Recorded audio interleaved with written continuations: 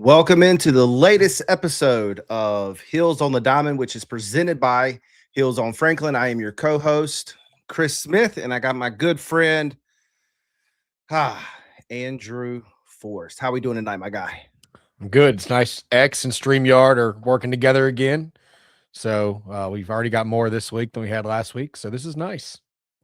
I know, right? I was like, when I hit the live button tonight, we just sat there looking at each other, and it took a while for it to actually I was wondering what was going on. kick in. I was like, if you say something, sometimes that gets into the final edit when it goes over the YouTube. So we back when we first started streaming and took the Tar Pit podcast to the next level, after the show ends, we add all ourselves back up to the screen, and we're all like best friends, right? Like, we consider you a part of that group now, Andrew, and you should feel honored.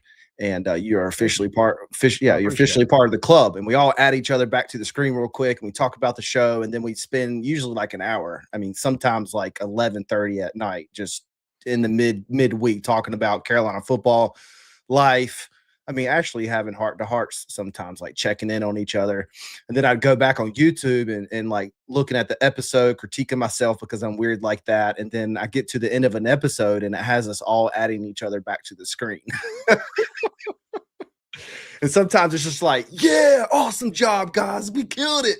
You know, we're all pumped up and stuff. But but anyway, look. That reminds me, I was watching the lacrosse. It was Carolina lacrosse a couple weeks ago, and the game ended. And I guess they didn't realize it still had a hot mic, and the announcer was dropping a couple F-bombs. So I'm like, hey, you got to be careful. Yeah. Did you see the most recent one with Kevin Keats? No, did he do that too? Well, I hate it because people like we somehow NC State or Duke ends up in every podcast, it seems like. But yeah. Somebody asked him recently, hey, do you know where this town or city or somewhere was in North Carolina? And he goes like, oh, yeah, I know where that is. And then after it cuts away, he goes, I have no idea where that's at, by the way. Hey, I can say this now because he's gone. I like Kevin Keats. I hope he great. He's successful in anything else he does in life. Yeah. But anyway, look, we appreciate everybody being here tonight. Do us a favor. We're sitting at right at 40 right now. As you know, we're a grassroots podcast. We are a podcast that's a show, basically, I guess you could say, really Hills on Franklin, made up of lifelong fans, people that love Carolina football, alums of Carolina, former players of Carolina football. Not Andrew or I, but that would be Bryn and JJ. Shout out to JJ, strapping it up in Canada right now for the CFL over on Instagram. He's putting that out. So go give him some love, show him some love. Just chatted with Bryn yesterday. He's doing well, ready to get things going with Air It Out with Bryn Renner. So yeah, we got a lot of stuff cooking. So do us a favor, wherever you're listening from, drop a comment right now on YouTube or Twitter. Let us know where you're listening from. We always like to know where our listeners are from. I know North Carolina is one of the biggest brands in America, in the world, really, when it comes to athletics and educationally. So our reach goes far and wide, and so we appreciate everybody tuning in tonight. Man, Carolina baseball goes to the West Coast, gets a sweep, and then also Carolina softball gets a series win. They drop game 2. But gets the series win as they come back home to Chapel Hill, and we'll face a very competitive Stanford team, which is known for softball as well and known for their pitching. So that's going to be a duel. We got a lot of stuff happening in Chapel Hill right this weekend. If Jeff Blackwood is listening, I wish he was here right now because I know he's probably going to cringe a little bit because I'm going to be missing something. But that's my guy, man. I love that guy. Dude, Jeff is the best at keeping up with like the Olympic sports. Like he's tweeting about stuff that I had no clue was going on. Yeah, so shout out to Jeff over there with Hills on Hill Brothers. He just put out an Olympic spotlight on their YouTube. It's also on his Twitter, I believe. So go and check that out. Good stuff. But what I was going to say was we got Carolina baseball in town this weekend, and then a quarter of a mile walk right down the road. Well, it's still a quarter of a mile if you drive or walk, but a walk right down the sidewalk, I guess you could say, to Carmichael. You got the tournament going in. We're hosting. I'll be there. I also got some news about that in a minute that I'll share. And then we got softball right down the road as well. A little bit further of a walk or a drive, I guess you could say. but they'll be there for a series with Stanford. Carolina baseball is hosting Louisville. But what I'm getting at, I'm sure there's something else, maybe Olympic sport wise, that's going on in Chapel Hill. So if Jeff Blackwood, if you're listening, do us a favor and drop that in the comments so all of our listeners can get up to date with what's going on. But look, tomorrow, pay attention to the Hills on Franklin Twitter page. It's X, but we can't call it X because it's the worst social media name in the history of social media accounts. Even Blue Sky, if you've ever heard that, it's a very interesting social media name as well. That's a better name than X, in my opinion. But hey, kudos to Elon for getting the Twitter stuff to work tonight. So I don't know if you saw me over the weekend. I was like testing the Twitter like twice because I was having anxiety about Emily Legette's interview not posting.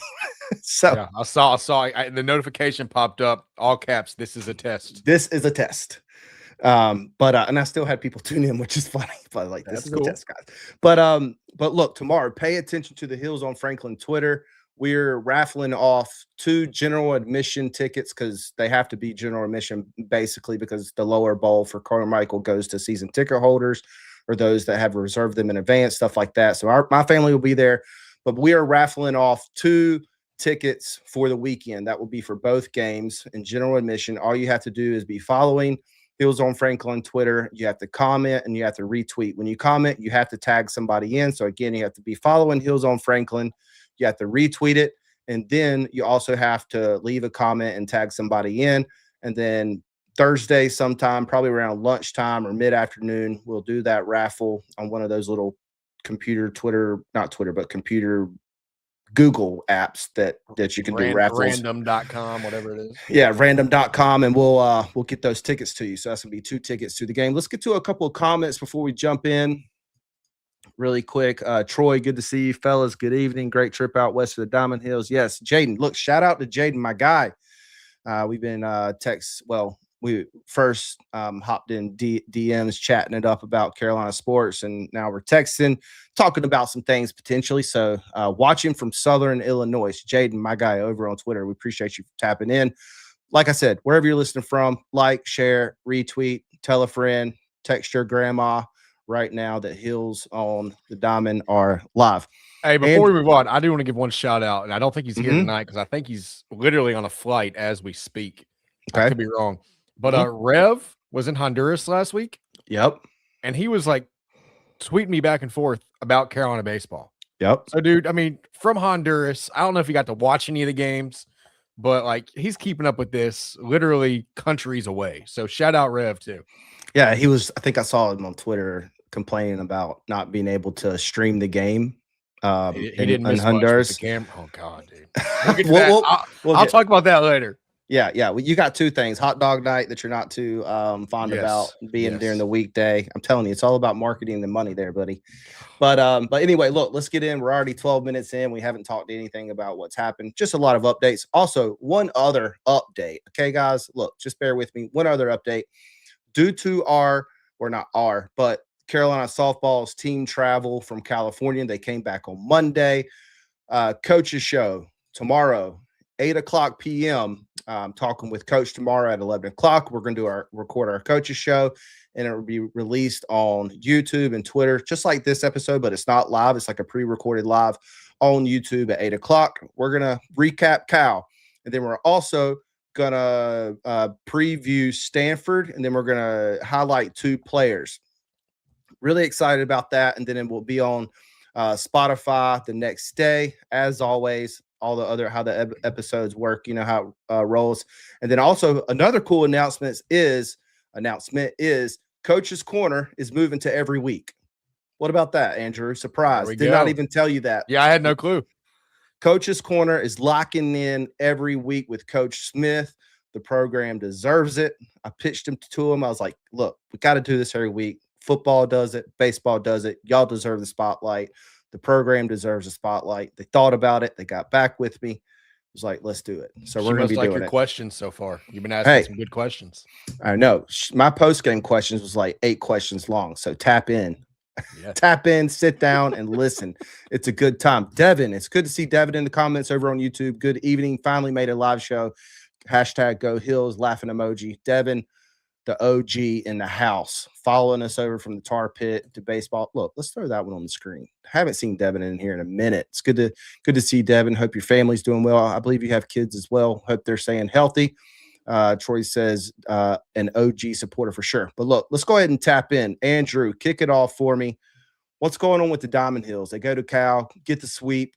Very hard to follow. We'll say you can talk about that wherever you want, but let's get into a little bit of the details really quick. Game 1, UNC gets the win, 8-1. DeCaro looks like himself. I really feel like we can say, in my opinion anyway, I shouldn't say we can say, I will say DeCaro, he looked like his old self, in my opinion. Yeah. Lemoyne came to town. They hit his fastball really well. Off speed stuff, not too much. Maybe something to do with the weather, we were thinking, right? And then the next series shows up and just did not against UVA have a great outing. And we started to kind of wonder, like, hey, and it's just like the essence and the flows of life, right? Up and down, right? Like me, I tried to take a package that had a label for UPS to the post office today. I've done that. Don't feel bad. You know what I'm saying? Life is just up and down, and that's what it was for DeCaro, but it looked like he's back to himself. I am interested going in this week, a Louisville squad that's up and down, which we're going to get to in a minute, but they got some power in the bats, right? I feel like they're a really good team. They just haven't put the pieces together yet. But 8-1 in game 1. Take us through game 1 and game 2 really quick, Andrew. What'd you see? What'd you like? Caden, the freshman, coming big for 3 innings pitch too, but I'll let you have the floor.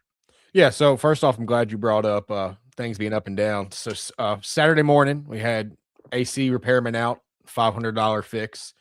About an hour later, I got a speeding ticket going 20 over, so I had to hire a lawyer there. But hey, then I got to go watch Jason DeCaro get back on track. So it all worked out nicely. So you got a speeding ticket driving to Cali? That's what you made it just sound like. Yeah, I was trying to get there. I was trying to get there in record time. Left at 8, game started at 12.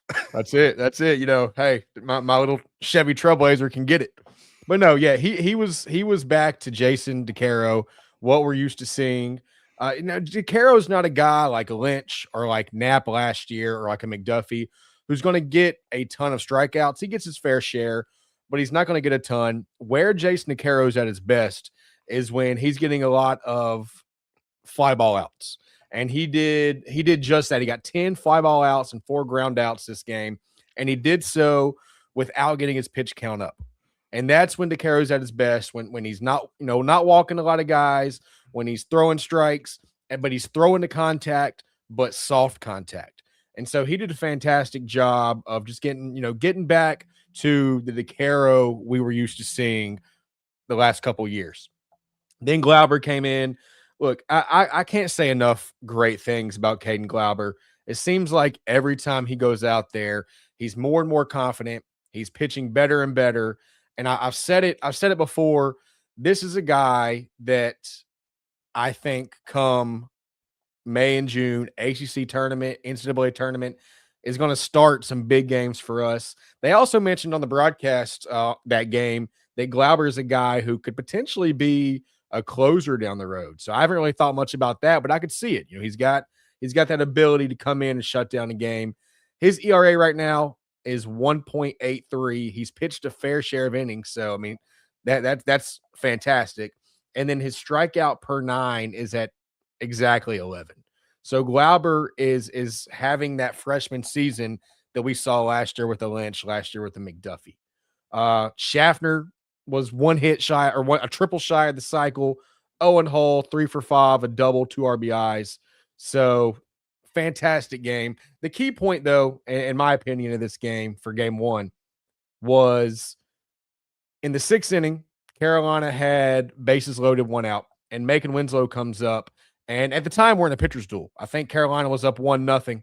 And DeCaro was looking good. De La Torre for Cal, he was looking really, really sharp.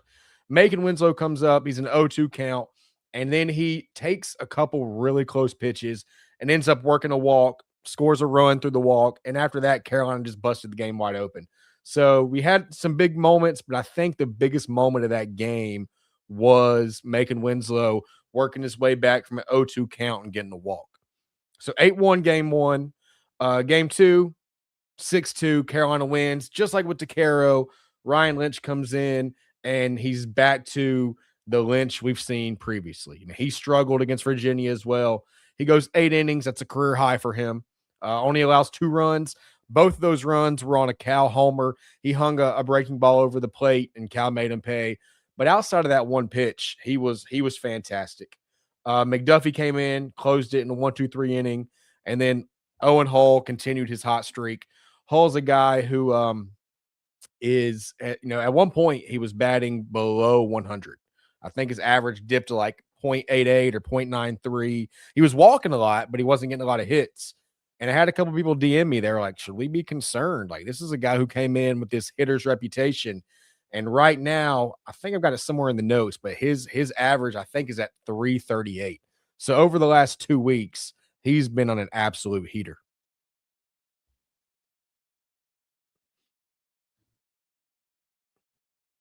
I think you're muted. Sorry. Yeah. There we go.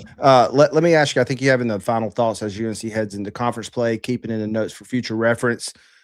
Okay. So the second one is on base percentage. Okay. Yeah. So gotcha. he's had a high OBP all season, but that average was low.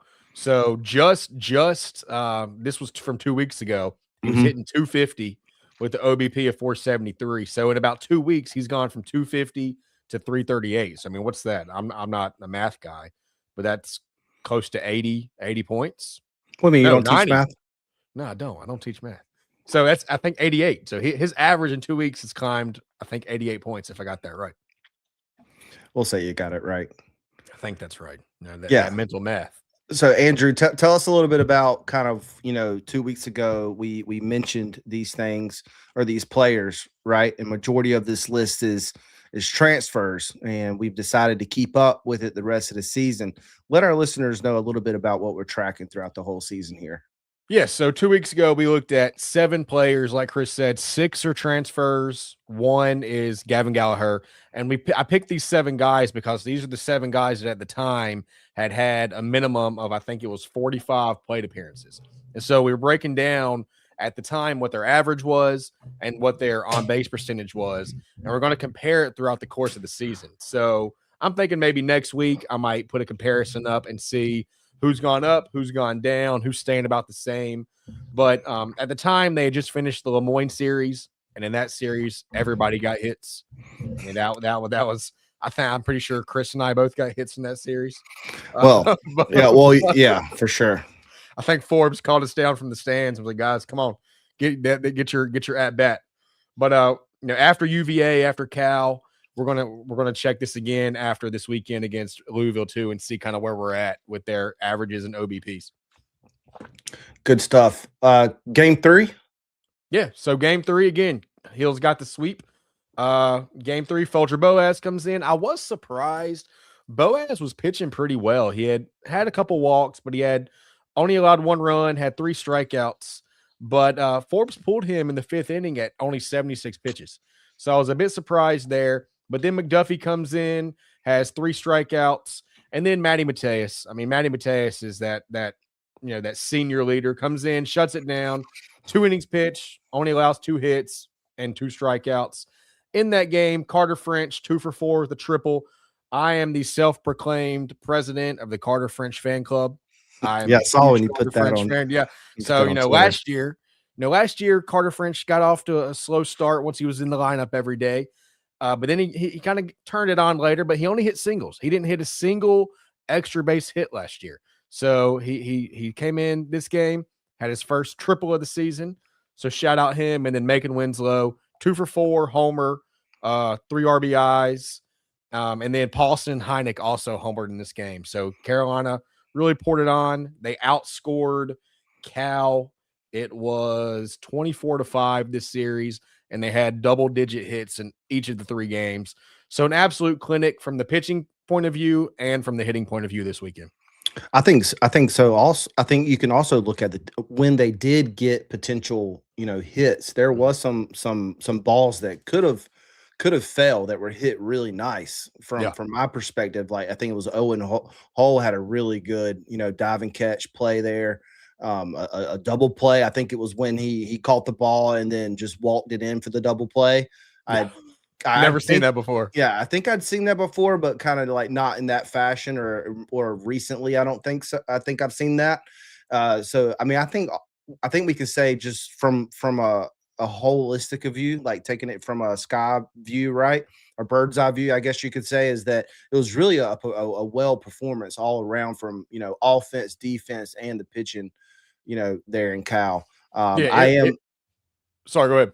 Now I am very curious, as this team gets back, like we saw, dropping 2 games against UVA. I liked how this team went to Cal across the country, followed the probably protocols like, hydration and, all the things that Coach Forbes talked about on his weekly show with Inside Carolina. If you haven't seen that, go check that out. It's a great show that he does there with Tommy Ashley.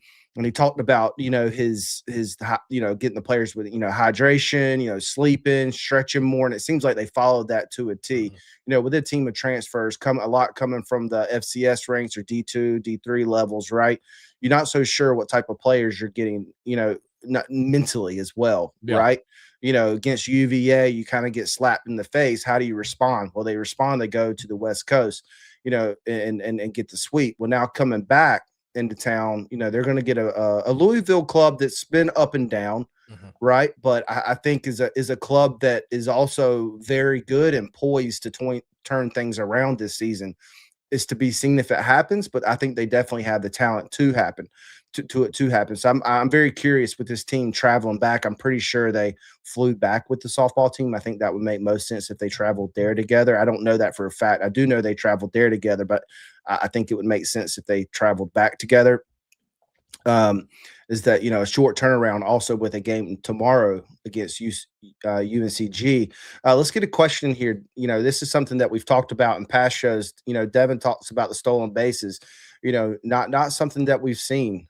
Being agitators on the bases, and there's some speedy players on this team that we brought in. From the transfer portal. Andrew, what's some of your thoughts around that? Do you think that's something that turns around this season? We're about to go into our third series now in ACC play, and stolen bases are not preferably where I would like to see them be. Yeah, I touched on this a little bit last week too, of how it's surprising because you had a team last year, and I keep bringing his name up when I talk about stealing bases, but Kane Kepley, who was an absolute menace on the base paths, and it seemed like every time he would get on base, at some point he was taken off. And so I was surprised because we have speed just like that with a Jake Shafter, with an Owen Hull who had 42 stolen bases last year. And so I was really surprised, like, why is Carolina not attempting more stolen bases? I will say that this weekend we saw a few more. I know Carter French had one, maybe two. He got caught once. Hull had one. He got on base once. He stole second, and then he stole third. And on the throw to third from the catcher, it skirted into the outfield, and he went home. Right. So we saw more this week, and maybe that's something that Forbes and company were like, hey, let's not, kind of show our hand too much during the non-conference slate. Let's wait until we get into the conference play, and then we can kind of open things up that way. I don't know, but I am happy that it seemed like this weekend they were taking more chances. I love, especially when you've got a guy on first with 2 outs. I love almost every time, if you've got a guy with some speed, him at least trying.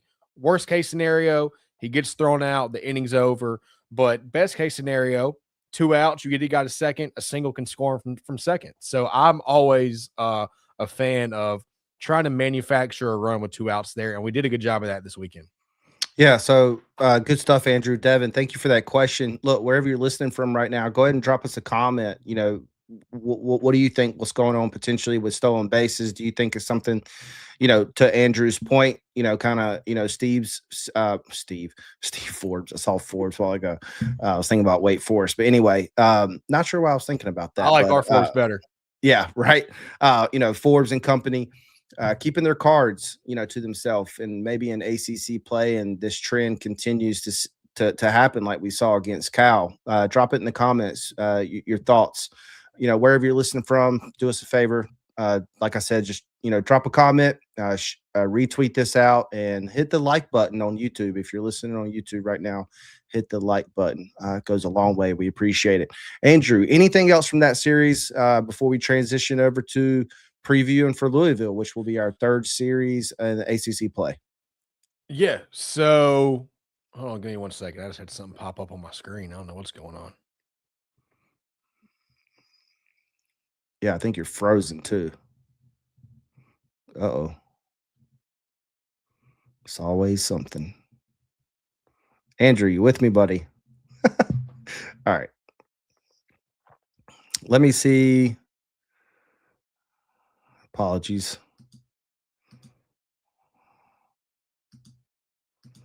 Okay. Okay, Andrew just texted me. He said that his laptop just restarted. He'll hop back on. All right, so I am just gonna keep rolling. Bear with me here as I get this back going. We appreciate the patience. So I know I said Andrew. If he had something else to share, hold on, we got a comment. He said, "Do you guys know anything about first responders?" Dale said, "Connor, I saw your text message, but I was prepping for tonight's show. I will get back with you as soon as I'm able to take a look at that." But Andrew's not in here right now, so I'm going to keep rolling. Let's go ahead and transition over to overview for Louisville. I'm telling y'all gonna have to bear with me. I do. Okay. All right. No problem at all. Thanks, Chris. Yep. Connor, appreciate you, my guy. Look, Dan McDonald over at Louisville, he's been there a long time. When we first started looking at Louisville, I didn't realize how long, Coach McDonald had been there. He's now in his 20th season at Louisville, and this is his first head coaching job. A lot of times you got to kind of work your way up through the ranks before you land a head coaching job. I believe, Scott Forbes, head coach Scott Forbes did that as well. But, he was an assistant at Citadel, Ole Miss before landing the job as the head coach at Louisville since 2006. And they're a program that's been rather pretty competitive. I would say, with a record of 798 to 359, and there is that one tie, just like Carolina has a tie. Let's see, I had it written down right here. Yeah, current record is 17-3-1. And as I've talked about, that just drives my OCD nuts, having to write that one there. He's won 40-plus games 9 times and 50-plus games 4 times. Let's see. Let's check out a couple of other things here. Let us know if you got any questions or comments. Drop them in here. Said Louisville is a good team, pitching best. Great pitching team. Better come ready to play. Hopefully Andrew can get back in here in a little bit. He's my guru.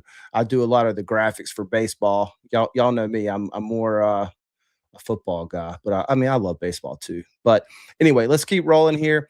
He's also led Louisville to a total of 9 regular season conference titles, oddly enough, in 3 different conferences. Before he came over, in the Big East, which once was the American, and 4 times in the ACC. He also comes with some pretty good metal, some pretty good hardware here. 2-time National Coach of the Year. 2027 by Rivals and 2017 by Baseball America. And he's also been named 3-time ACC Coach of the Year, 15, 16, and 17. And he also has a 688 career winning percentage. Let me drop down here and see if Andrew is in here. Nope, he's not in here. So let's just keep rolling here. Let's look at our head-to-head. Let me see. Yep, head-to-head. So let's talk about our head-to-head against Carolina. So, currently, UNC, in head-to-head against Louisville is 13-9 against Louisville since 1995. And Knight actually holds a record of 9-2 at home. Louisville took a 2-3 against UNC in the series at Louisville last season. So Carolina's going to be looking to punch back here against Louisville, as they took the series last year. As we mentioned a little bit earlier in the episode, it's been kind of a rocky start for Louisville so far on the season. Currently sitting 14-6. I know that record seems pretty good, right? A 14-6 record, while ours is 17-3.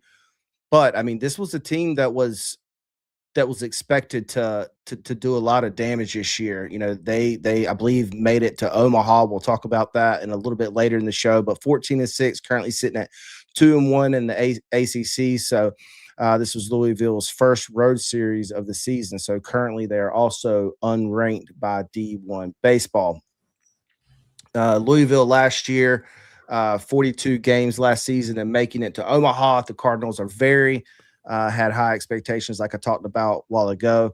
They are ranked number 8 in the D1 baseball preseason poll and have now completely fell out. I believe Andrew is back in here. Let me look. Oh, there he is. He's on the screen. I'd slid. I am, man. So my notes. Sorry. No, it was a tough sledding there. I used I'm sorry, man. I use my work laptop because it's just a better laptop than my personal one. But the problem is, it hasn't done this in months, but I get like a notification. Hey, we're going to restart for updates literally like 30 seconds before it does it. And there's no like button, because sometimes there's a button like to hit like wait till later. There's no button. So I'm sitting here and it pops up and I'm like, oh crap. And then literally 10 seconds later, I see the blue screen come up and it's spinning. So I had to let that do, but I'm back. We're good. I know, man. I like full anxiety mode over here. Cause I'll be honest, I peeked at the notes before this episode. I was just like, I designed these graphics like 3 hours before tonight's episode, which Troy, Trevor, and them, they'll tell you I'm a very planned guy. I like to have things nailed out, and I was not able to make that happen before tonight's episode. But anyway, look, Andrew, I don't know what you wanted to talk about prior to that, but we have glazed over that already, I believe. And we are talking about the head. You're doing well. I don't know, man. I had a lot of ums in there, but we're still rolling. So anything you would like to say before we move into our key players before Carolina takes on Louisville here in Chapel Hill? Yeah, this Louisville team, like Chris said earlier, they've been up and down. They started off and lost a series to Michigan State, who's a bad team, but they're healthy. One of their key players we'll talk about in a second, he's back from an ankle injury that sidelined him the first 15 games. But this is a team that can absolutely put barrel to ball. Don't be shocked if this weekend all 3 games are somewhat high scoring. Don't panic and say, DeCaro, Lynch, these guys look so good last week. What happened? They're going to score some runs. Louisville's going to score, but I think Carolina, this is a good matchup for their hitters as well. So I think we're going to see some games. I could see some, 10-8, 9-7. It wouldn't shock me to see a couple double digits in there maybe, but these are going to be some shootouts for sure. Yeah, I mean, hopefully, with them only playing one series so far away from home, hopefully that lends to us and is in our benefit, this time around. It might equal out with us having to travel back from the West Coast this week in a very quick turnaround against UNCG. Definitely tomorrow, I believe that game was moved up to 3:00. I definitely want to see some hot bats and just do what we're supposed to do. Right. Yeah. I would love to get a seven run rule there and get some extra rest in, I guess you could say. And 7 innings would be better probably on the baseball pocketbooks there in Chapel Hill, because they wouldn't be giving away so many free hot dogs potentially. I'm not sure how they do it. I know Andrew's really upset about that. But look, you're talking about barrel to ball. I talk about my kid on the podcast, we're a family podcast. We talk about our kids. Sometimes kids make appearances. Sometimes, as is Andrew's daughter last week. Trevor's kids made appearances. Mine has made appearances before, asking about Alyssa Utsby. You're the president of the Carter French Club. She's the president of the Alyssa Utsby Club. She last time I saw her at the game a couple weeks ago, she was talking to me about Alyssa Utsby. So yeah, I know she's a big fan. Yep. She also called Elliot Cadeau babyface, which was funny. But anyway, what I was going to say, she's a competitive horse rider. And at the last, she does like 3 lessons a week. So there's not much time for other extracurricular activities. However, we give her the opportunity if she wants, and so she got one of those plastic bats and ball, like a wiffle ball thing from the last Carolina baseball game. She's been taking an interest in learning how to hit. So I was kind of like, put the barrel on the ball, hold it. And she's like, what do you mean, Dad, by barrel on the ball? And I was like, it's, the barrel. She's like, well, it's not a barrel because barrels are metal. So you're wrong. So I was like, okay, put this, rectangular cylinder thing onto the ball. Anyway. Yeah. Hey, the couple times I've talked to her, she seems very opinionated, and I respect that. I like that a lot. Like that's how I Yep. want my daughter to be. So Just like her I love mom. it. No, Hey, I'm kidding. I like it. I respect it. I can talk junk like that because I'm out here in my shed/studio and Yeah, she it's can't hear you. detached from the house. But anyway, getting off topic a little bit, it's all fun and games. Want to get into some key players for Louisville? Yeah. So you can't talk about Louisville without first bringing up Zion Rose. This is the guy that I said earlier. He's missed some time. He had an ankle injury, so he missed the first 15 games. He's Baller. only he's incredible. He's only played 5 games. He made his debut against Marshall. I think it was a week ago today. So he's played 5 games. He's a outfielder. Right now he's DHing. I think that ankle they're being kind of careful getting him back. So I don't know if we'll see him in the outfield this weekend, but we'll definitely at least see him at the plate as their DH. First team All ACC last year in 2025. Coming into this season, he was D1. He was a D1 baseball 3rd team All American, and this is guys all over the country, every conference. So 3rd team, that's impressive. Golden Spikes Award preseason watch list, which Jason DeCaro is also on that. But this is a guy that in those 5 games, so literally in a week, he is hitting 571 with a 640 on base percentage, 2 homers, 3 doubles, 12 RBIs, and 4 walks. So you look at that. I mean, most guys, if they have that stat line in a span of about 3 weeks, they're happy. He's had this stat line in the span of 5 games. So, I'm always happy when a really good player, or anybody, but when a really good player comes back for injury. But I kind of wish maybe this has been our first series of the season, because I would have really enjoyed playing Louisville without the fear of Zion Rose at the plate. But this is a guy who will probably be a first-round draft pick. He's fantastic. I think the only other player Carolina's pitchers have seen with this type of ability so far this year is AJ Gracia from Virginia. He's right up there in that ACC upper echelon of hitters. Yeah, I mean, he's also, a locker room guy. He's a guy that carries a lot of swag. Yeah. When he plays, a leadership tone. So maybe that while he's been around the club, right? He's been in the dugout. It's different when you're playing, right? And carrying that tone, that leadership, that swag with you. So that might be the missing piece for this Louisville club to start to turn it around. Let's go ahead and talk about Lucas Moore, a very talented outfielder, there for them. First team, all ACC in 2025. Another player, that had accolades coming into this year, named to the 2nd team preseason all American team. Very talented player. Andrew, what's some of your thoughts on here on what Carolina fans need to know about Lucas Moore? Yeah, he gets a little bit overshadowed with Zion Rose there, but this is a guy that is right up there with Rose as well when it comes to talent. He doesn't have the power that Zion Rose has, but he's got speed. This is their version of a Jake Schaffner. This is their version of a Kane Kepley last year. That's probably a better comparison. A guy who, when he gets on base, he's going to give pitchers a headache. I mean, he's already got this year 16 stolen bases. He's 4th in the ACC in stolen bases, and he's only been caught twice.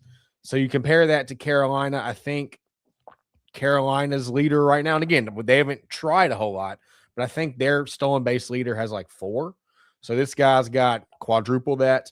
He walks a lot. He's got 14 walks. He's hitting 309, 441 on base percentage. So this is a guy that you want to keep off the base paths. You want to get him out, and because if he gets on from first, he's probably going to try to steal second, maybe even try to steal third. So it will benefit Carolina to limit his base running ability this weekend for sure.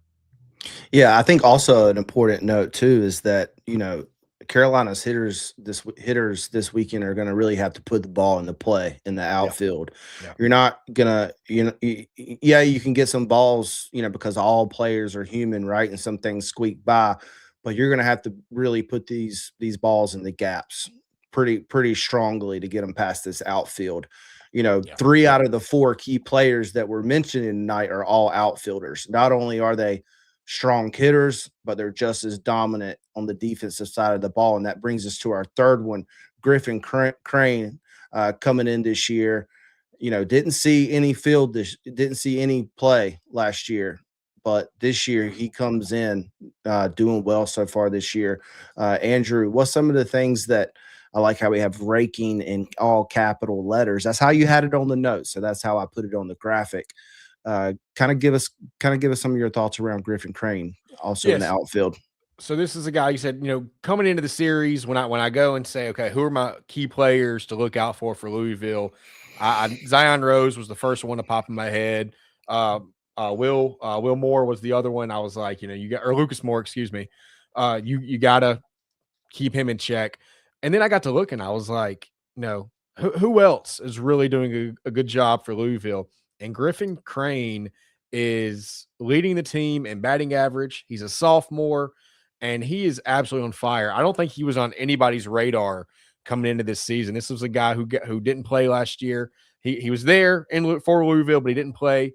But he's come out this year, and if his starting spot was in question, he is 100% solidified it. He's got an on-base percentage of almost 600, 2 homers, 6 doubles, 26 RBIs. And this is a guy who has just been absolutely fantastic. And so for them, like you said, to have three outfielders, and again, Zion Rose may only be the DH this weekend, but for them to have 3 outfielders who are great hitters, but are also very good defensively, because all 3 of these guys have speed. They can cover lots of ground.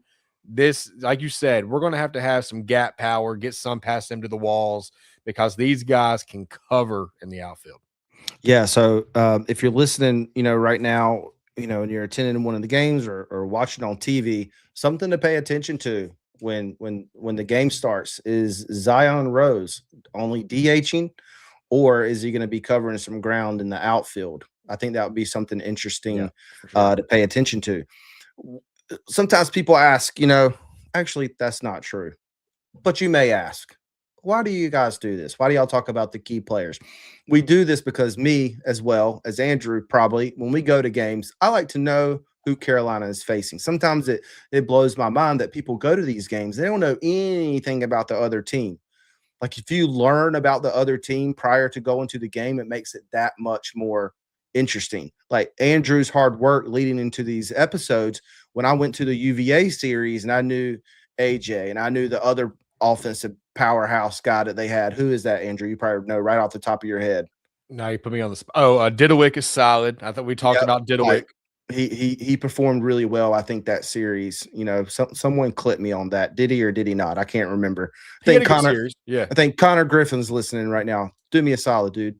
What did he go for? Anyway, it made it that much more interesting to watch that series. When AJ Gracia came up, knowing that I was watching more than likely a first round pick, right, against Carolina, and he looked like it. Just played like it, but he also just looked like it when he stepped into the box. If you could multiply him by 4 and put him on Carolina, I'd do it every time. But look, Andrew, really quick before we wrap up this and we get to your last key player, which is a pitcher, a left-hand pitcher. When you talk about Griffin Crane, who would you compare him to that nobody was really talking about leading into this year on the Carolina roster, but is performing? Maybe not to this extent, because we don't have anybody who's, hitting 474 right now. But coming into the season, I don't think many. Well, I got 2. One is Tyler Howe. That's a guy that I thought would get some at bats this season, would have an opportunity. But outside of a few games, he's started almost every game this season. So that's a guy that has kind of come out, and he's getting better and better each week. That's what I was going to say, and I didn't mean to interrupt you there, but also a little bit of more confidence in the outfield I've seen as well. and he's had a couple really nice, defensive assists from the out. He had one in the first inning against Cal in game 1 to say or keep a run off the board. But another one that I did not expect to have the impact he's having is Colin Heineck.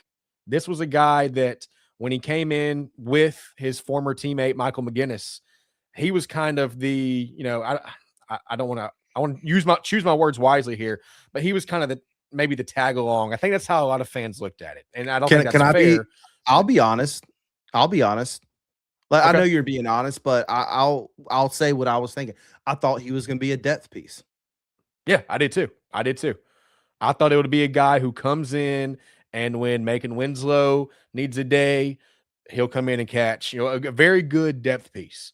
And so I remember sitting there at the Bosch on opening day on February 13th, and they show the lineup there on the Jumbotron, and I was honestly shocked when I saw Colin Heineck in the opening day lineup. And again, that's not a knock on him, but I was like, wow, like I thought he'd be a guy that would start when Winslow needed a day off, start the second game of a doubleheader, but he has started every single game at either DH or catcher.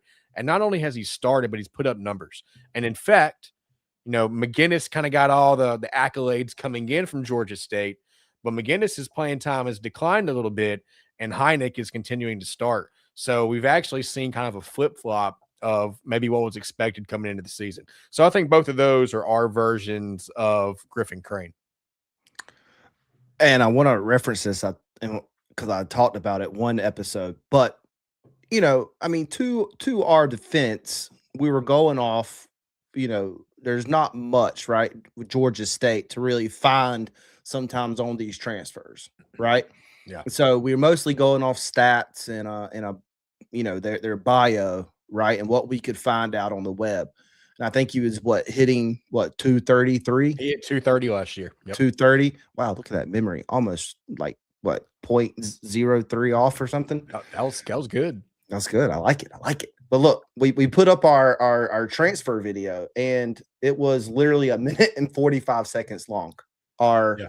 If you haven't seen those and you're still wondering who these transfers are, you can go to our page on our YouTube and look at our Meet the Transfer baseballs. And every transfer, we have a single video that you can learn about who they are, where they come from, a little bit about them.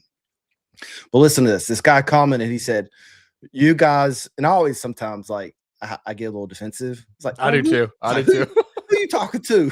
But I was really like, hey man, usually it's no. Did anybody understand anything I just said? I'm just kind of like, whatever, right? I knew what you meant. I know, very first when I started podcasting, I would get very defensive, but now it's just like, hey, everybody's got an opinion. That's okay. I'm just willing to put mine on video. But anyway, this guy says, which S Rough P50 says, you guys need to do your homework on Heineck. Great kid who will produce as good as any catcher in the country. Coaching staff at G State didn't realize what they had with this young man. He will hit 300. Wait and see. Hey, I'm glad he's right. I'm glad that Heineck is surprising us. So I will gladly, if this continues, which there's no reason to believe it won't, I will gladly sit back and say I was wrong about Colin Heineck. And shout out to this guy, and shout out Colin Heineck himself. To your defense, there was nothing that you said that you would say that you were wrong about. Yeah. We were just going off an average that we saw at Georgia State, right? It's not like we said that this guy was not going to be great or anything. But and he's got speed too, which he's a catcher. Yeah, he's a cat. You don't think catchers are guys, but he's got 3 triples on the year, and the Schaffner leads the team with 4. So First, the username was messing with me again. It's S Ruff, and Trayshawn's dad on the football side is Sean Ruffin, which we're close with them, and he's got a camp coming up. Which go check that out if you want to support that. Share the graphics on Twitter or Instagram or wherever they are. We're going to be helping with that as well. And at first, I was like, okay, look at Sean Ruffin knowing about some Georgia State baseball. But anyway, then my brain kicked in and I was like, there's no way. And so then I just commented back, love Heineck's potential. We'll do more research. Thanks. That's a good way. You know what? I'm going to comment. I'm going to comment back. Andrew, can you do that? Can you go comment to this guy and just be like, look, you're right, man. Thank you. Yeah. Thank you. We appreciate that. But anyway, look, we're 53 minutes in. Let's get our last key player in here, a left-hand pitcher. Andrew, what you got? Yeah, I always like to throw a pitcher in here, but Louisville is not a I very mean, they're good. important. They're important. Oh yeah, this is their Friday guy. Ethan Eberle is 2-0, 4.18 ERA, so not a terrible ERA, but nothing that kind of strikes fear into you. I'm sorry, Louisville fans, if you come across that, don't get mad. And I'll say that, and he probably will pitch a complete game no hitter this weekend now. But nothing to look at and say, oh, he's solid. But he's got 28 strikeouts in the season, 12 walks, 10.6 strikeouts per nine. So that's pretty good. But he also has just shy of 5 walks per nine. So this is a guy that, again, Carolina wants to be patient. I feel like I say that every week. Against Virginia, they weren't patient. It didn't go well. Against Cal, they were patient at the plate. It went very well. So hopefully that trend continues. Patient at the plate and get on base and see what happens. But Ethan Eberle will be Louisville's Friday night guy. There you go. Any last closing notes on our overview for Louisville baseball? Yeah, like I said, we're going to have some high-scoring games. Louisville ranks towards the top in almost every hitting category in the ACC. The only team that's consistently ahead of them is Georgia Tech, and their offense is that team scares me, which I'm surprised because I think first episode I wasn't as high on them as everybody else. They've proved me wrong too. But Louisville, on the flip side, their pitching in a lot of the categories, team pitching, is towards the bottom. They have allowed the second most hits of any ACC team. They've allowed the third most runs, second most walks. They only rank 12th in strikeouts in the ACC with 185. Surprisingly, Carolina ranks 14th with 182. I thought they would have been higher than that. But they've allowed the third most home runs, and they have the third highest opponent batting average in the ACC at 282. So Carolina, although they're probably going to give up some runs, don't be surprised, don't be upset. They're also going to have a really good chance of scoring some runs. And like I said earlier, I could see some 11-8, 10-7, some high-scoring ball games all weekend long.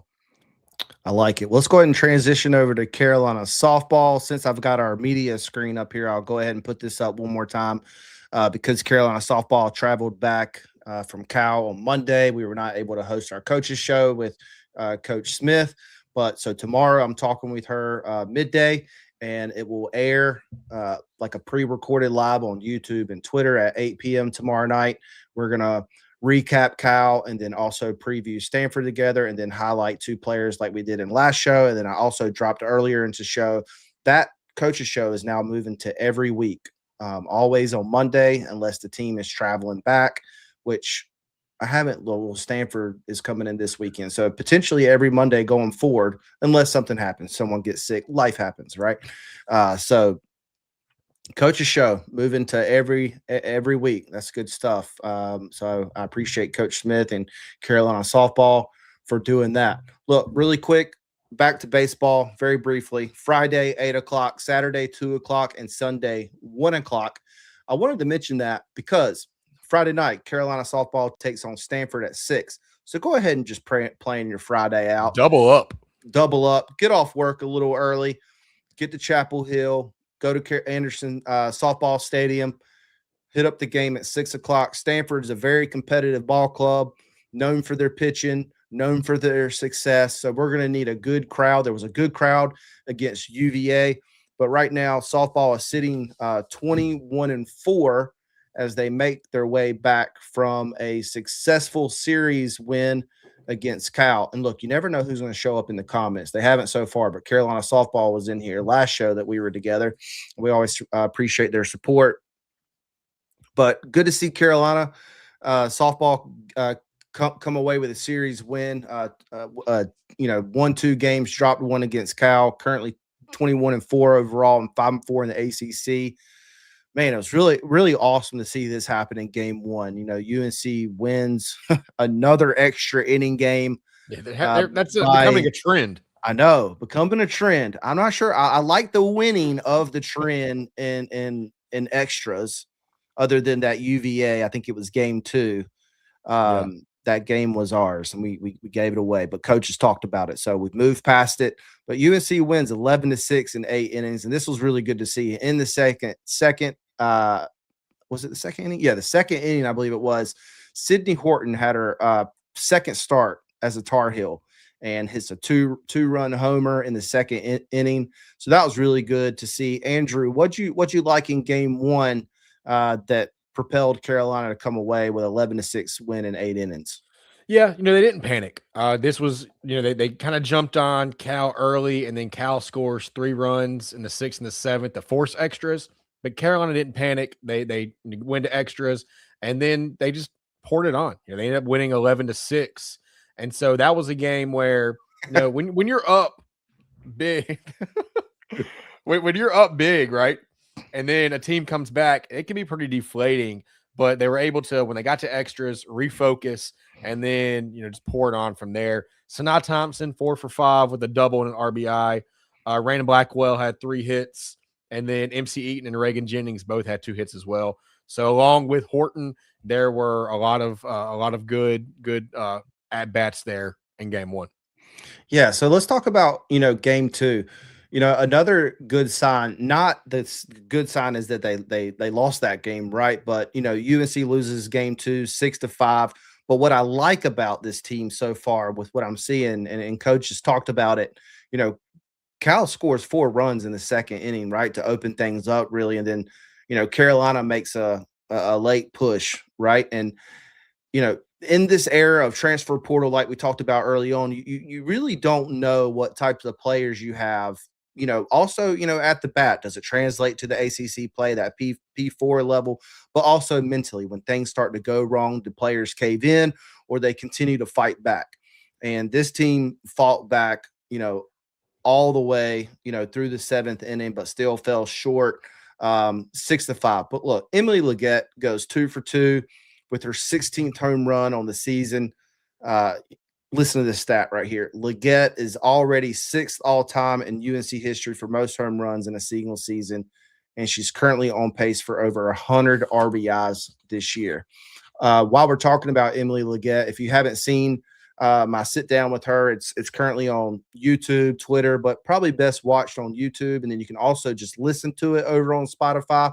I would upload the videos, but it literally takes forever to upload videos to Spotify. So if Spotify developers are listening to this episode, please improve that speed, and I'll start uploading videos again. Troy was very sad when I stopped uploading videos, and he was like, "Man, what happened?" I was like, "Man, it just takes hours, and then you'll get to 99% and it will fail." Look, as someone who went to UNC's J school, and my focus was on broadcasting, I had some videos like that they were going through the process, and I'm literally like, I was done editing, doing whatever, and I'm sitting there for like an hour and a half just waiting for it to upload. And then it gets to that like 99%, and then it fails, and you got to start all over. And that's the most frustrating feeling in the world. So, I mean, talking about things failing, if you haven't seen Emily's interview, please, just for the love of God, for me, go do that. Yeah. Because I was done with that video, full edit, and my computer crashed, and I somehow lost the file. So I had to download it from our streaming service and then restart the edit completely over, and literally got it into StreamYard to go set live like 2 hours before the episode was. And Troy, like I said, talked about, Troy and Trevor will tell you that I was in full panic mode. So you're probably sweating, I'm sure. Yeah, look, I feel like this is a little slide here at you, Andrew. I don't know if you saw on Instagram, but you and I made the graphic for Emily. Have you seen that? Yeah. Today, so look, we appreciate that. Our life is made. Mom, I made it. That's a mom, I made it moment. That's it. Is Emily human? She's a robot. Because you kind of posted something like that, right? I did. I said, I don't think, and I think I even mentioned it last week. I said, I don't think she's human. I think she's a robot, because it's impossible to get her out.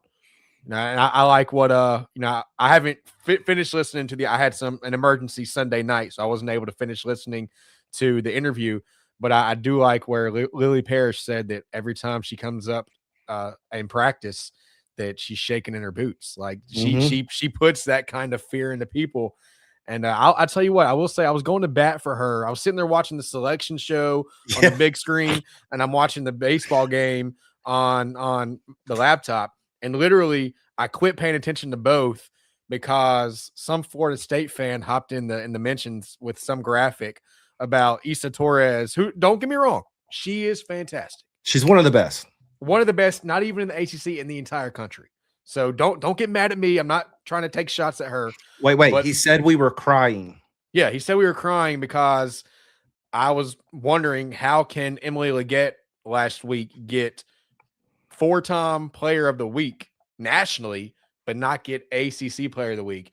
Yeah, and he came in saying we were crying and, put up some graphic with Torres's stats. Again, she's great, but go back and look at Leggett's stats last week. I think it was 5 homers, I think 15 RBIs, hitting over 600. There's nothing else to say. And so yeah, mid selection show, mid baseball game, I'm going to bat for Emily Leggett because she totally deserves it. Yeah, I mean, like, what else are we supposed to do, right? Yeah, you may expect to sit back and say, "Yeah, you're right. Give it to Torres." Like, no, I'm gonna support our players. No, we can agree in both sentences, right? That in one sentence, right? That Torres was deserving, just like Emily was, but it is just a little confusing when you win all the national awards, you don't win your conference award. So, but anyway, let's talk about Game 3, which sealed the series. There, it was right from the get-go. UNC just nails it. UNC wins 13-5. Andrew has it in his notes, the word wild. UNC bats went wild, scoring more runs in 4 separate innings. They tallied a total of 19 total hits through that game. UNC has also hit a home run in 24 consecutive games after Leggett, which was then her 17th, and Shelby Barbie both went deep in the 7th inning. And we'd also like to give Barbie her flowers as well. I believe she's second on the team in home runs, her 9th homer on the year, a single season career high for her. And also to mention too, I memean, opposing teams right now they're kind of struggling. You can kind of see it when Emily comes up the bat, right? What do you do? What do you do? And we talked about it in Emily's sit down interview. If I walk Emily, right. That's if you did that, what Alex just said. Yeah. Yeah. If you did the analytical math, that's what plays out right now. You walk to get to Barb, but right now Barb is also hitting well, right? Barbie is hitting great. So like, you put Emily on base, now you got to face the third base, Shelby Barbie, in the cleanup spot. Carolina softball says 6 walks in 3 games this week as well for Leggett. Pitch around her all you want. We got Barb behind her. And that's what Emily says. She says, I wouldn't want to do that. If you don't pitch to me, you got to face Barb.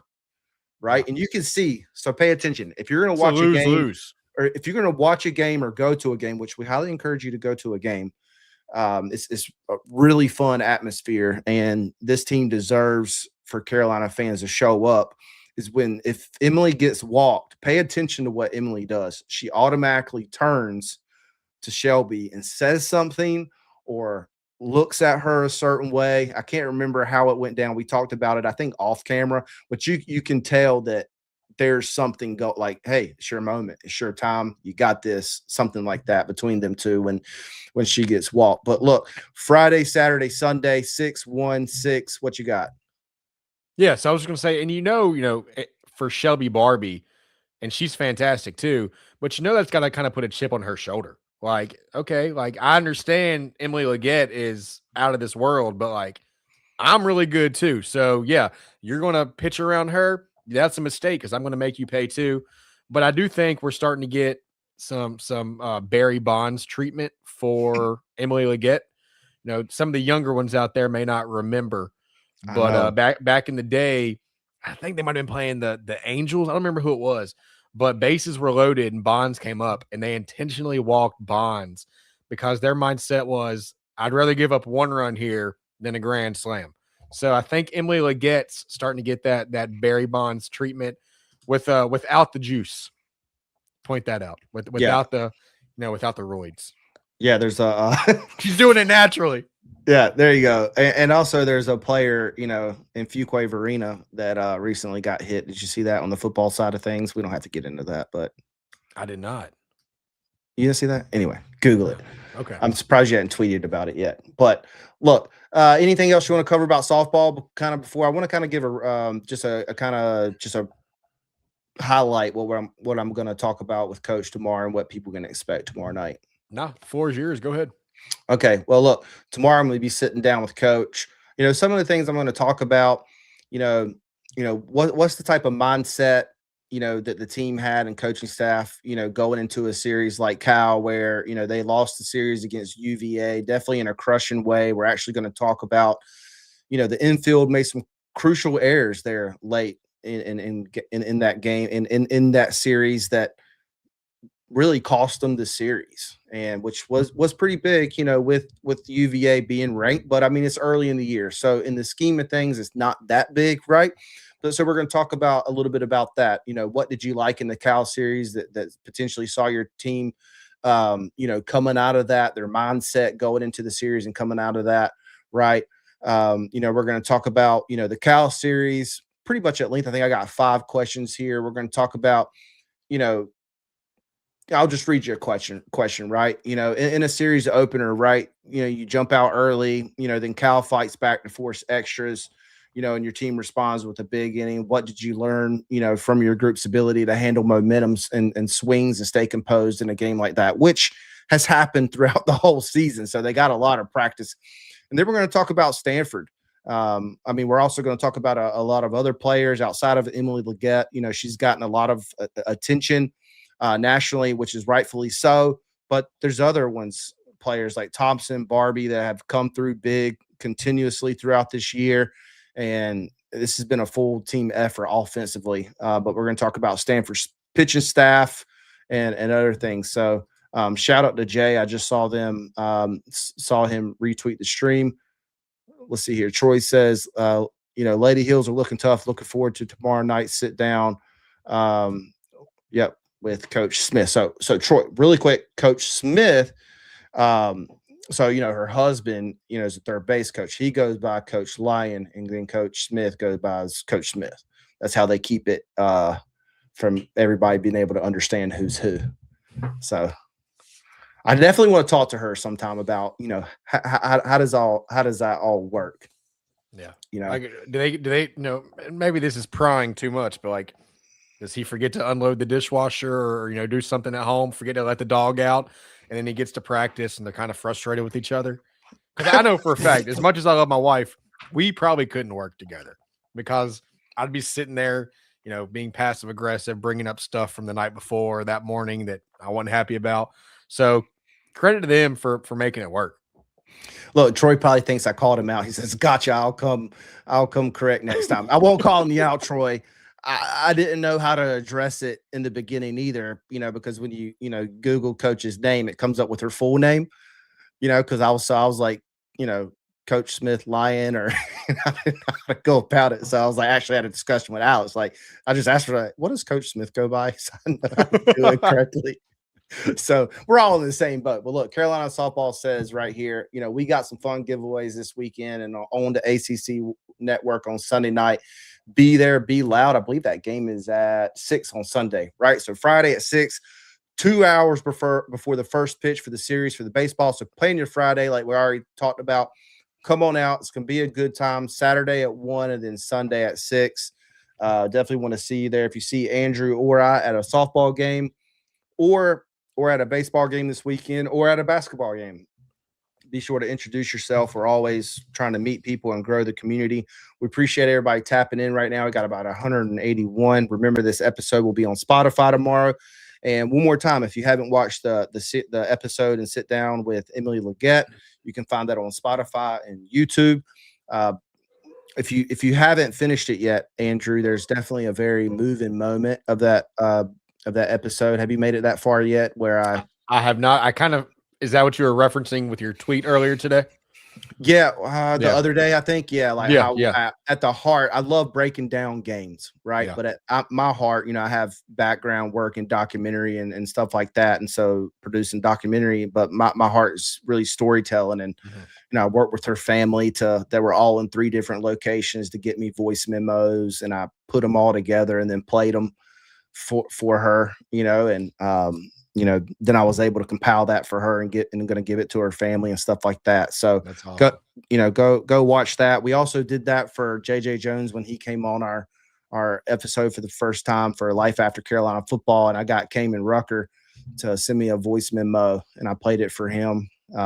So if you ever want to poke fun of JJ, just call him the JJ Jones. That's his that's like his nicknames. All right, look, we got Alex in here. And SID's mom will be there this weekend. Everyone be sure to say, hey, oh, okay. I look forward to meeting her and tell her how wonderful of a human being she has raised, Alex. But anyway, look, let's get in here. Let's get out of here. Any last closing thoughts, Andrew? Last couple of things. I was going to talk about this earlier, and then my computer went AWOL. And then everybody was like, I was just on the screen by myself with a bunch of ums. Like I can do a podcast by myself, but I need prep. Yeah. Like when that screen popped up and said updating, I'm like, oh my God, please don't. I've had some updates that are like an hour long. I was like, please God, let this be quick. But with that being said, I have my MVPs every week. Mm-hmm. This week it was, wow, I'm drawing a blank now. It was Owen Hull, Ryan Lynch. My goodness. It's only Tuesday. It's been a long week. Who was my third one? Did you close your notes out already, my guy? No, they're here. I got it. Let me scroll back up to the top. You got Owen Hall, Eric Paulson, and Ryan Lynch. There you go, Paulson. Yeah. So, but I put a note in here of who does not get an MVP. If you watched any second of this baseball game at California, that may be the worst broadcasting product. And the broadcasters weren't terrible. There were a couple people they mispronounced names. Hey, they weren't terrible. You helped. You helped. Yeah. It's UNC baseball DM'd me the next day, and they're like, "Hey, what names are they getting wrong? We'll try to fix it today." So shout out to them. But yeah. So it was one of the worst products I've ever seen. You had one camera. It was up high, directly behind home plate, and you couldn't see balls or strikes. It was behind the net. When a ball was hit, you couldn't see what direction it went in. The camera guy half the time went in the wrong direction. Somebody tweeted me and said, this is like watching a dad filming their child's at bats in a Little League game. They were awful. So an anti or whatever the opposite of MVP is for their broadcasting team, because I've seen non-Power 4 schools with better broadcasting situations. And then again, I'm harping on this. I'm going to bring it up again. Whoever made the decision to have Dollar Dog Night tomorrow at the Bosch during a day game, I need you to show yourself. I got a bone to pick with you. I can't be there because of work. And I know you're probably trying to save money. I know in the long run, it's probably best for the program, because I would probably bankrupt the program with the amount of hot dogs I would eat if I was there. But shame on you. This should be like, dude, the game at Friday is at 8:00. It's 8:00. That's perfect for Dollar Dog Night. I can knock out 12 or 15 in no time. So those are my two non-MVPs for the week. But other than that, things are good. I've heard it a little bit through this episode, but you're so moving yourself. Your thing keeps hitting. I know. I'm sorry. Cling. My cord keeps hitting the mic. I need to stop being so animated. But hot dogs and bad TV products get me riled up. So here we go. Yeah, I mean, the softball one was not that bad. The only thing is, like, if a ball was hit in deep right or deep left, they didn't move it. You couldn't see it. Yeah. And then the box score, there would be like actually 2 strikes, and they'd have like 1 strike. And early on in the game, the ump was like, strike, out or whatever, like, did his old, he's out, right? And I was like, how? That was, he only had 1 strike. It was delayed. Yeah. And they weren't keeping up with it. And the guy finally said, I'm sorry, guys, the score is actually 6-4, not 6-2 right now. I'm not sure what's going on. Cal, I mean, look, you're Power 4. I know Cal baseball and softball aren't top of the ACC, but when you've got schools like, Coastal, which, hey, Coastal, no knock on them, but non-Power 4 schools who are putting up better TV products, You got to do better. I mean, give me at least 2 or 3 cameras. Give me something, behind the pitcher where I can actually see where the pitch goes across the plate. Troy says the Joey Chestnut of Hills on Franklin. Yeah. Hey, the local, and I live here in Winston, the local minor league team did a all-you-could-eat hot dog night. This was about 2.5 years ago now. And I went, had 12 and a half, and they have not had that promotion since.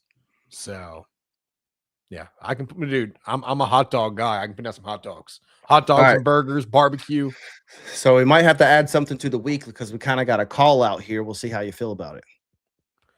So, yeah, I saw that. So, Alex, we'll go ahead and have a graphic ready that doesn't change, and it's just Emily Leggett every single week. And then we'll add 1 or 2. We'll start doing that too. We'll add 1 or 2 on top of that. But yeah, you're right. We need to do that too. Starting next week. Let's do it. Hey, I already got 7 pages of notes. Might as well make it 8. Yeah, I know. Anyway, let's get out of here. Look, we appreciate everybody, tapping in with us tonight. Alex said that's valid. But hey, also I wanted to highlight one other comment really quick. We had our guy in here, Jeff. He said, Great job, y'all. Go Heels. Can always count on Jeff with the Go Heels at the end. Yep. The basketball team win or lose.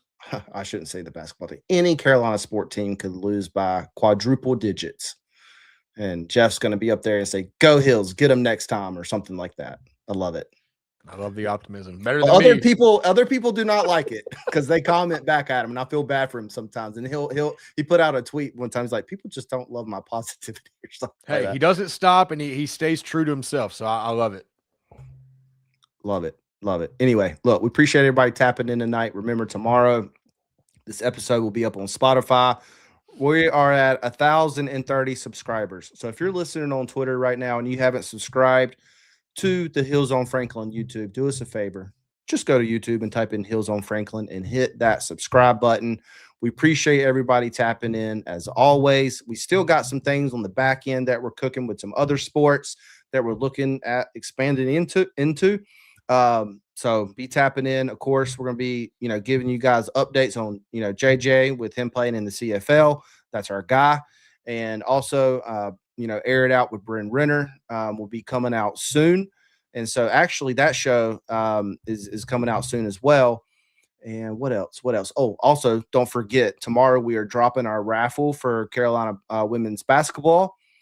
2 free tickets, GA general admission. All you have to do is be following the Hills on Franklin Twitter.